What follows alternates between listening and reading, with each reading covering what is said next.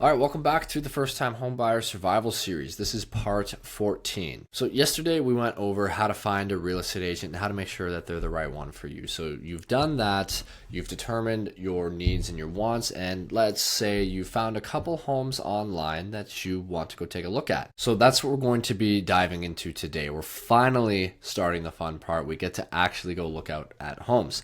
Now, you found a home that you love, you booked a showing, and now you're standing in the living room. So what do we do now? So the first thing that you're going to want to do is you want to really visualize yourself living there. This is the most important thing. You want to make sure that this home is actually going to be conducive to the lifestyle that you want and the lifestyle that you want to have in the future as well, not just for today. Because again, you want to be thinking long term when you're buying a home. You want to be thinking, is this home going to fit the life that I want to be living in 5 years from now? You need to ask yourself, can I host friends and family here? Does the layout match my morning routine? Is there space for all the things that I own, or am I going to have to make some compromises there? Would this home fit the lifestyle that I want to live? If you're potentially thinking about having kids in the future, will this home support that, or will you be running out of space? So really just picture yourself waking up, walking down the stairs, making your morning coffee, looking out the window at the backyard. Really try to feel out whether this place feels like home to you. Sometimes you'll know right away.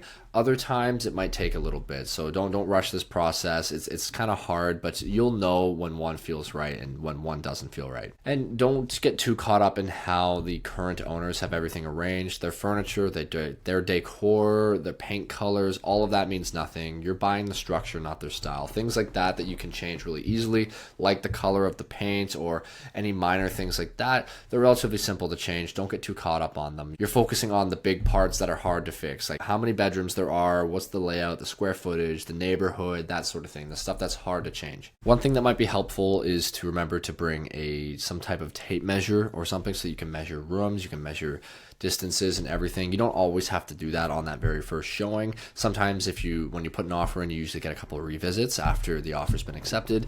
That might be something to keep in mind for later. You want to just measure everything, make sure everything fits. If you have a certain bed size and you're not sure if it'll fit in one of the bedrooms, it's nice to have a tape measure or one of those laser measures to just be able to verify that. It's not 100% necessary on the first showing, but just something to keep in mind. It might be helpful. Now, in addition to visualizing yourself living there, you also want to take a more objective approach at the same time. You want to be looking out for any red flags in the home. Now, ideally, your agent will be there with you doing this for you and helping you to spot things as they come up.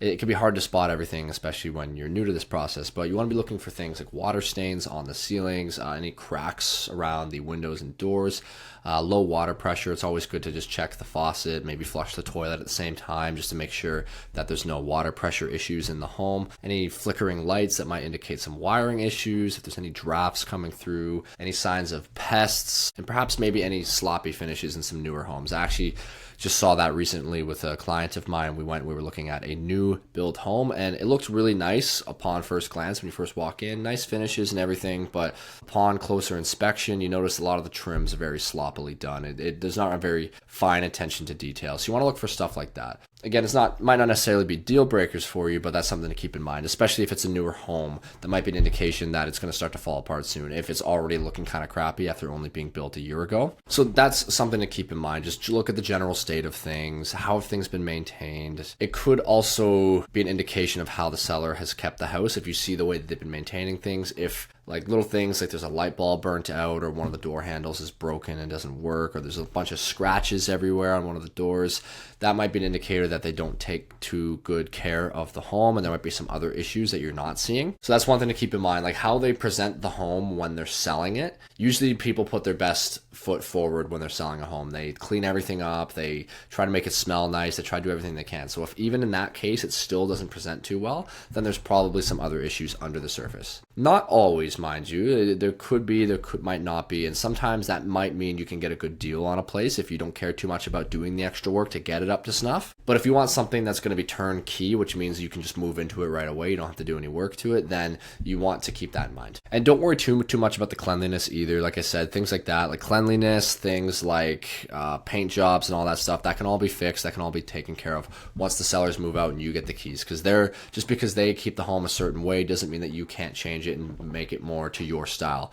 which means probably cleaner and probably maybe a different paint color, maybe different decor, maybe different finishes, that sort of thing. You can change all of that. Worry about the core structure, worry about the core things that are hard to change. And one more thing to keep in mind, you don't have to worry about catching every flaw. That is what your home inspection is for. You just want to try to find the big things, the things that are completely obvious that might be deal breakers to you from the get-go. The home inspector is going to be there to help you find anything else that's under the surface, but you just want to keep an eye out while you're doing it. So when you're in your showings, you want to try to visualize yourself living there, but at the same time, keep an eye out for any flaws, anything that's there that might hinder your daily routine at the same time. And the basement is one of the most important areas in the house for that. Most of the issues that you see will be coming from the basement. So if there's any water damage, any cracks in the foundation, any major stuff like that, you will be seeing down in the basement. So when you go down there, just keep your nose open, try to smell if there's any musty smells there. Look for any uneven floors, water stains, any signs of previous leaking, anything that's been patched up,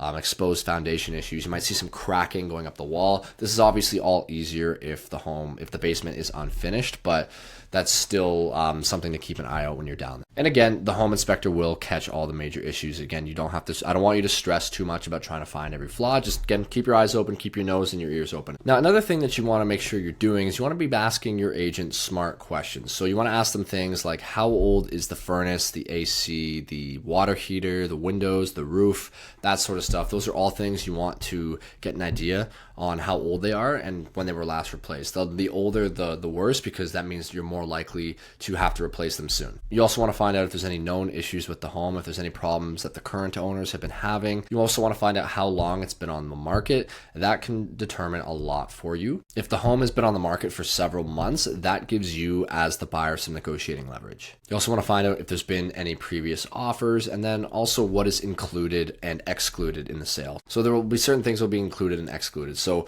most appliances will be included unless otherwise stated, but there will usually be on the listing so you can find out what's actually included and what's not. Typically, things such as fixtures are included unless otherwise specified, and then things such as furniture that aren't attached to the house are excluded unless otherwise specified. So for example, a fixture would be a ceiling fan. So it's actually fastened to the ceiling. That's considered a fixture. It's implied that that is included in the offer. And if the sellers want to keep it, they have to put it in the listing that that fixture is excluded. And on the flip side, if there's a couch in there, that is not a fixture. So it's implied that that is excluded from the offer unless they put it in there. Okay, so you want to make sure that you are aware of what is actually included and what is not going to be included. Most appliances like the dishwasher, the stove, the washer and dryer, and the what else is there? The fridge will be included. Sometimes there's a microwave, but oftentimes they take that with them. So you want to make sure double check something like that in particular. But a lot of the appliances are included, but not always. So you want to make sure you double check. Another thing, you want to make sure you're checking the exterior of the home as well. So the interior is important, but the exterior is just as important. So when you go to leave the house, take a walk around the outside. Obviously, you want to look at the backyard, see if that fits what you're going to be doing and how your lifestyle wants to be set up. But also look for things like the siding or the brickwork on the house. Look for any cracks, any issues that there might be with that. The grading near the foundation. Look at the edges of the roof, the eaves trough. If there's a deck, look at the condition of that. If there's a driveway, you want to get a realistic picture of how well the home has been cared for, both inside and out. And remember, some of these issues might not be deal breakers. The home might be lovely everywhere else, but the deck could use some work. Maybe it's falling apart a little bit and you decide that you might want to get it replaced. So the key takeaway is that no home is perfect. Now, one of the most important things that you want to remember when you're in the home is that you want to keep your poker face. So when you're inside the home, you want to assume that everything that you say is being overheard. A lot of sellers have cameras now. So they might have doorbell cameras or nanny cams in the home, and you want to just assume that everything that you say is being recorded and is being overheard when you're in the home itself. So let's say hypothetically you're in a home that you absolutely love and you want to put an offer on. You don't want to say that you absolutely love the home. You don't want to talk about your offer strategy. You don't want to reveal your budget range. You don't want to show a lot of excitement or panic. You want to just keep it neutral when you're in the home. Those conversations can happen when you're out in the car, when you're driving home, or later that evening. But when you're in the home itself, just keep it neutral. Keep any comments you make neutral. Be like, oh, okay, that's interesting over there. Okay, we're looking at this here, right? But don't be super excited about it, because that can destroy any negotiating leverage that you have. So for example, let's say you would be willing to pay $650 for the home, but you want to start at $600 to try to get a better price on it. You don't want to be saying that out loud, because if you're the seller and you're overhearing that, you're going to be thinking, well, okay, these guys can offer a little bit more, so I'm not going to take their first offer. I'm going to try to get them closer to $650, which is what they said they're willing to pay. So just keep that in mind when you're in the home. Don't talk about anything to do with your offer strategy, your budgets, anything like that that could hurt your negotiating leverage. Okay, so you finished your showing. You've left. Now, the first thing that you want to do right away is to figure out, okay, how does this home compare to my needs versus my wants list that we made before? Does it match up with everything? Is there anything that was missing? What did I like about the home? What did I not like about it? How well did it match everything that I want for my goals, my lifestyle? And then also just, what is your gut feeling about it? Does it actually feel like it could be home, or do you not feel quite right? There's sometimes homes where it might objectively fit everything that you want, but sometimes it just doesn't feel right, and that's okay too. You want something that you're going to be happy to live in, and you want something that's going to feel like home. Okay, so just to wrap it up, during a showing, first thing you want to do is to visualize your lifestyle inside that home. Focus on those permanent features, the ones that are the hardest to change. Look at the basement specifically. That's where most of the red flags will be. Keep an eye out for general red flags, anything, any issues, any problems with the home, how the home was maintained, any issues that way, anything that might be too expensive to deal with. But remember, your home inspector will deal with that.